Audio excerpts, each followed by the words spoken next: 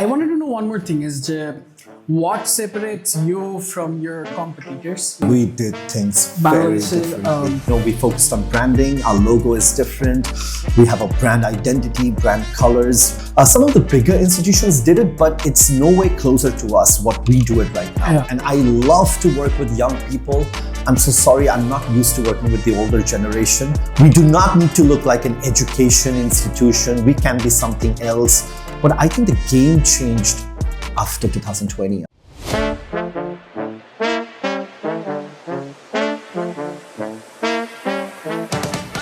The next topic that I would like to go forward to is about like competitors in the industry, or maybe let's say when you were getting all this highlighted, especially because I think you were doing things differently. Like I think we did things very differently. Kudu business, digital marketing, content, eagle to focus on, and I see you doing that all of a sudden like way too much, way too aggressively, and then.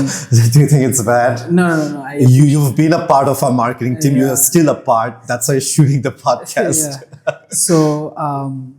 So এটা একটা যেরকম গেল তারপরে let's say hosting different events, taking students out to different places like institutional places, and then changing how classrooms should be, learning spaces. এই জিনিসগুলো যে আপনি করতেছিলেন, like what type of comments did you get, especially from your competitors? What was their reaction like? Were they open to it? Were they supportive? And actually what happened? I'm very curious to know যে এই competition angle টা কিরকম ছিল? So when we started from 2015, we did grab a lot of eyeballs. Our business was not doing good, but people took notice of us because, we focused on branding. Our logo is different. We have a brand identity, brand colors, right? And I was surprised to see how an industry can survive without marketing. Now, it's not necessary that marketing in education works because it's all word of mouth. But then you need to have some kind of, a platform to showcase what you're doing. And it was completely absent. Some of the bigger institutions did it, but it's no way closer to us what we do it right now. Yeah. So we've focused on Facebook and Instagram. That's where our target audience is, right? And Facebook and Instagram is a free platform. So for startups like us, where our marketing budget is nil, I think that's the best way to market. Right? We just hired a designer and we started making content. Our content was rubbish in the beginning. You know it. If you go, if you scroll down the Facebook page or Instagram, you can see how bad we were. But then how we analyzed and we thought how we could improve every day. And then especially, in 2019, Arafat joined our team. He was my student. He did O-levels, A-levels with us, IELTS. He's in Australia right now. He's in Australia right now, and he's our marketing advisor. And I love to work with young people. I'm so sorry, I'm not used to working with the older generation. I work with young boys and girls like you because I think they're highly creative, innovative, quite very fast. And then he came up with all these ideas, templates. Okay, we should use all these 3 brand colors, these 3 fonts. We should have more attitude. We do not need to look like an education institution. We can be something else. It's okay if we look like a design company. That's the beauty of it, right? So we started trying a lot of things, and competitors took it in a good way. They emulated us, which is good. They encouraged us. They appreciated us. But I think the game changed after 2020. I think after 2020, when COVID happened, I looked inwards and I asked myself, what's going wrong? What we could do to make it better? And it was the teachers. So I had to politely tell all the teachers, look, this is not the kind of institution I want. And we had to let them go. And that's where Partho sir came in. Yeah. And he was the one who compiled this team, the team that we have at FES. So Partho sir is behind all the resource.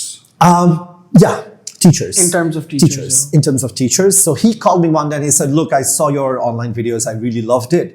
Can we work together? I said, why not? And we talked for hours.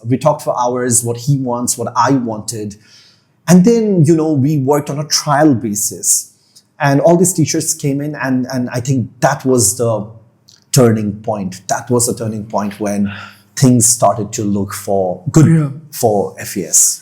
So I wanted to know one more thing is what separates you from your competitors, like the core values, and like definitely there are other coaching centers like right, yeah, so এরকম আরো অনেকগুলো আছে, I think we should bleep this out, but yeah, তো এখানে like what do you think separates you from them, and like core values গুলা কোথায় যেখানে you guys make the biggest difference? We have a lot of technical knowledge. Where this is where my masters came in handy. Okay. Yeah. So we have three core principles. We focus on pedagogy. Pedagogy is the art of learning and teaching. Second, we care about the environment. Right. I hated the coaching center kind of environment. Very dirty, very shabby, Stacked. yeah, smelly, and you have 40-50 students stacked in one classroom, right? So we wanted to change that narrative, and why not make the place look very cool? Yeah. And the third factor that we focused on was personal care, mental health counseling, how we could have small class sizes. If you do not understand in this class sizes, then I can take you to another room, which is a smaller room, and then teach you. Personalized learning. Yeah, to make you feel very comfortable. Sometimes students, they are a bit shy in front of 15, 20 or 30 students. They might work well in a smaller class size. Yeah. So we focused on those things. I think that's where we were very, very different. These three core principles with marketing, the kind of marketing knowledge that we have, that made very... That was a differential point. But let me tell you something. In Bangladesh, I think now people like things that are very different and unique, or that has a unique selling point. আগে adaptability টা ছিল না। একদম ছিল না. So when I started, I thought, I created this, great, after school institution. And তাও কেন মানুষ আসতেছে না? yeah, and students were like, why does this coaching center looks good? Why is this man, wearing a suit to work? Or why is he... Maybe there's something wrong. Yeah, why is he well dressed up? I was asked by a parent, "Chapni keno sundor kapor chapor pore ashen?" And I wanted to, beat myself up. I know, what is this? I'm professional. Because see, if I don't look good, I'm a role model for you, right? As a student, you were my student. So you have to understand that, okay? So there were a lot of sacrifices that we did just to make sure that the industry is looked upon as very professional. Yeah. Okay? Very professional, very caring, very honest, right? That's how, we are different. Let's talk about, let's say, apart from FES, what do you think are the key notable after-school institutions that you think are doing a great work? Or maybe good work? In Bangladesh? Yeah. I think, for example... Let's have the honest answer here. No, there are 2-3 good coaching centers. For example, when VH started, I don't know when this started, but they were the, I think, first ones to institutionalize the coaching center industry. Yeah. One of the first ones, and they are good. I know, many of the teachers from there. They are our friends and acquaintance. We hang up, we meet up, right? We meet up for lunch and dinner, and they're doing a pretty good job. But everyone has a different take. Everyone has different ideologies, and they may feel that we are doing the wrong things. We may feel that it's not appropriate. But after all, everyone has their perspective, and we should acknowledge that and respect that. But there are 2-3 coaching centers who are doing really, really good.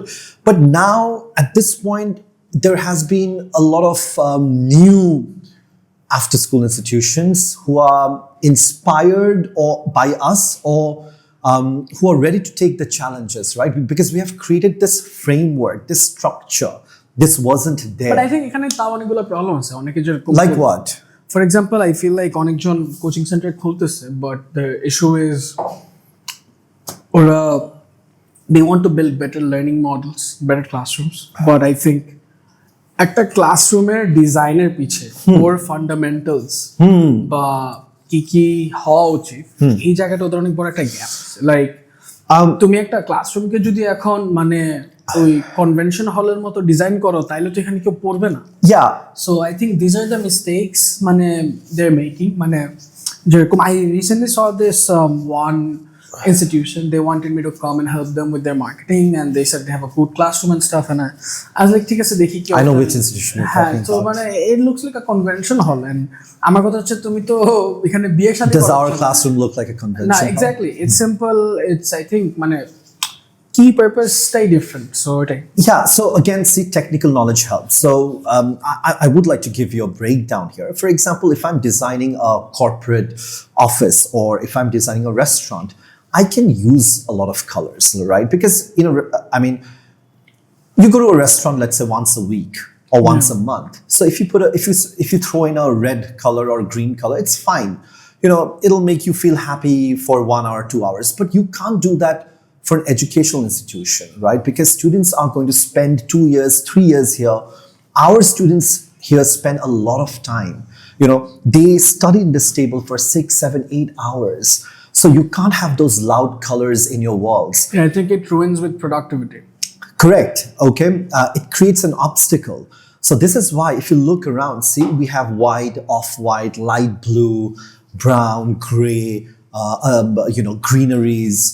Our classroom is very simple. We have pictures of, people who have achieved a lot in their life, but they're from underprivileged background. There's a scientific theory to it because it motivates you that, oh, if they can do it, I can also do it. So these kind of technical knowledge is missing. Again, coming back to the point, teachers need training. They need to have education, bachelor's in education, master's in education. These things will create a very good industry.